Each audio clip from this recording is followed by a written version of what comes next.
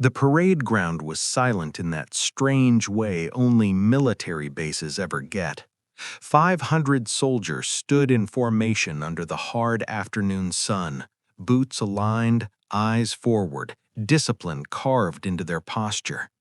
The air smelled like dust, metal, and sweat. This was supposed to be a routine demonstration day, nothing dramatic, nothing memorable. That's what everyone thought. She stood near the front, slightly off to the side, wearing an old, faded uniform that didn't quite match the rest. The fabric had clearly seen years of service. The patches were worn, the boots scuffed. Whispers rippled quietly through the ranks. Some soldiers exchanged glances, others smirked. Who brought her here? She didn't look impressive to them. She didn't carry herself like someone seeking attention. Her hands rested calmly at her sides. Her eyes were steady, too steady. The officer in charge paced slowly in front of the formation, barking instructions, explaining the demonstration. Then it happened. A senior non-commissioned officer, known for his temper and arrogance, stepped forward. He had a reputation, loud, dominant, untouchable. He stopped in front of her and looked her up and down, openly mocking. "You?" he scoffed loudly, making sure everyone heard. "This is who they send?" A few nervous chuckles broke out. She didn't respond, didn't blink. That irritated him even more. "I said, move!" he snapped, shoving his shoulder toward her. She didn't move. The silence became heavy. You could hear the wind dragging across the ground. He leaned closer, face red, ego bruised. "You think you're special?" Still nothing. That's when he lost control. He lifted his leg and attempted to kick her, hard, right in front of 500 soldiers, certain no one would stop him. He never landed the kick. In one smooth motion, she stepped inside his range, grabbed his leg mid-strike, twisted her body, and drove her weight downward with surgical precision. There was a sharp crack that echoed across the parade ground like a gunshot. He screamed before he even hit the ground. The man collapsed, clutching his leg, face contorted in pain. Chaos erupted. Soldiers gasped. Some stepped forward instinctively. Others froze where they stood. No one could believe what they'd just seen. She released him and stepped back calmly, adjusting her stance like nothing had happened. Medics rushed forward. The officer in charge stood frozen, eyes wide. 500 trained soldiers stared at her, not laughing now, not whispering, watching. The broken man on the ground howled as the reality sank in. His leg wasn't just injured, it was shattered. "Stand down," she said quietly. Her voice wasn't loud. It didn't need to be. Everyone obeyed. The officer finally found his voice. Who authorized this?" She reached up and slowly removed the old jacket, revealing a unit tag underneath that made the blood drain from his face. Conversation stopped instantly.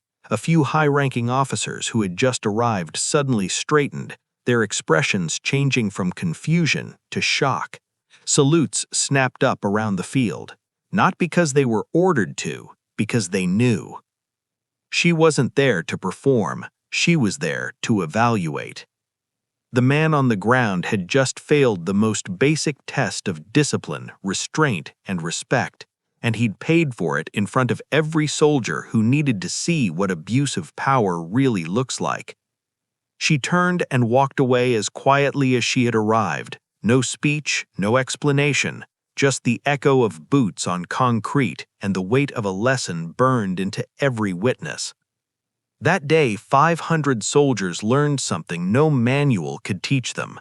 Power means nothing without control, and the quiet ones you underestimate, they're usually the most dangerous. The parade ground was unusually quiet. 500 soldiers stood shoulder to shoulder, boots aligned, rifles steady, eyes forward. The sun beat down hard, but no one moved. Discipline ruled the space. Then she stepped into view. Her uniform looked old, faded, the kind of gear people assume belongs to someone past their prime. The stitching was worn, the boots scuffed. Whispers traveled through the formation like static. Who's she? Is this a joke? She heard none of it. Or maybe she did, and simply didn't care. The senior NCO noticed the reactions immediately. He thrived on moments like this. Authority was his addiction. He walked toward her slowly, deliberately, making sure every soldier saw who was in control. "You," he said loudly, "out of the way." She didn't move. That was mistake number 1 for him. The silence grew uncomfortable. 500 soldiers watched closely now. He stepped closer, eyes scanning her uniform with open disgust. "That tag doesn't belong here," he sneered. "You think wearing old cloth makes you important?" Still no response. His jaw tightened, ego bruised, control slipping. He shoved her shoulder. She adjusted her footing slightly, barely noticeable, but deliberate. The crowd sensed it. Something changed. "You deaf? Move!" Then, without warning, he lifted his leg and swung, an aggressive kick meant to humiliate her in front of everyone. Time slowed. Before his boot reached her, she stepped forward, caught his leg mid-air, and twisted. There was a loud crack. Not a shout, not a command, a bone breaking. The sound echoed across the parade ground. Soldiers gasped. A few instinctively broke formation. The man screamed as he collapsed, clutching his leg in agony.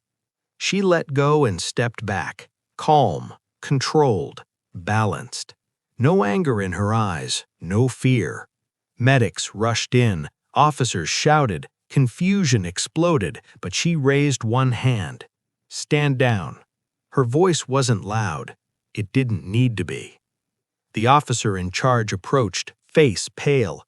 Who authorized this? She unzipped her jacket slowly and turned. The unit tag underneath froze the air. Every high-ranking officer present stiffened.